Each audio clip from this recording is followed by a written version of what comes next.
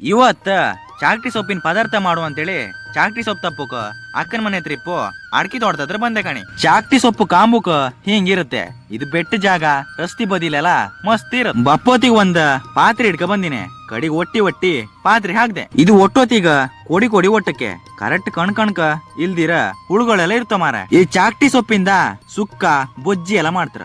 ಮಧ್ಯಾಹ್ನದ ಗಂಜಿ ಒಟ್ಟಿಗಿದ್ರೆ ಸುಕ್ಕ ಬಜ್ಜಿ ಇದ್ರೆ ಕೋಳಿ ಮೀನೆಲ್ಲ ಬದಿಗೆ ಹೊತ್ಕಣಿ. ಮೊದ್ಲೆಲ್ಲ ನಮ್ ಪ್ರಕೃತಿ ಹಿಂಗೆ ಸಿಕ್ಕೋ ಒಳ್ಳೊಳ್ಳೆ ಗಿಡ ಮೂಲಿಕೆಗಳನ್ನ ಬಳಸ್ತಿದಿರ್. ಆದ್ರೆ ಈಗಿನ ಹೆಚ್ಚಿನ ಜನರಿಗೆಲ್ಲ ಇದೆಲ್ಲ ಎಂತ ಅಂದೇಳಿ ಗೊತ್ತಿಲ್ಲ. ಹಾಗೆ ಸ್ವಲ್ಪ ಚಾಕ್ಟಿ ಸೊಪ್ಪು ಒಟ್ಟದೆ ಅಲ್ಲಿ ದಾರಿ ಮೇಲೆ ಇದ್ದ ಕೆಸನಿಯಲ್ಲಿ ಒಟ್ಟು ಬಂದೆ. ಕೆಸನಿಯಲ್ಲಿ ಎಂತಕಂದ್ರೆ ಚಾಕ್ಟಿ ಸೊಪ್ಪು ಕೊಯ್ಯುಕರಾಗ್ಲಿ ಹಂಗಪ್ಪ ಕೆಸನಿಯಲ್ಲಿ ಒಳಗ್ ಚಾಕ್ಟಿ ಸೊಪ್ಪು ಹಾಕಿ ಕೊಯ್ಯುಕ ಸುಲಭ. ಹಾಗೆ ಕೆಸನಿಯಲ್ಲಿ ಮತ್ ಚಾಕ್ಟಿ ಸೊಪ್ಪು ಇಟ್ಕೊಂಡ್ ಮನೆಗ್ ಬಂದೆ.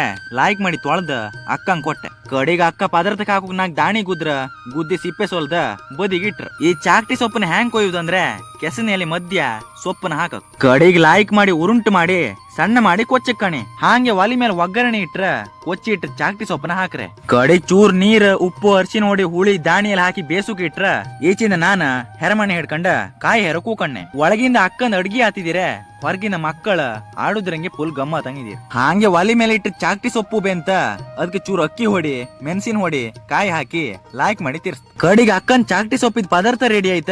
ಬಟ್ಲಿಗ್ ಬಿಸಿ ಗಂಜಿ ಹಾಯ್ಕಂಡ ಸಮ 2 ಉಂಡೆ ಕಣಿ ಬತ್ತೇಕಾ.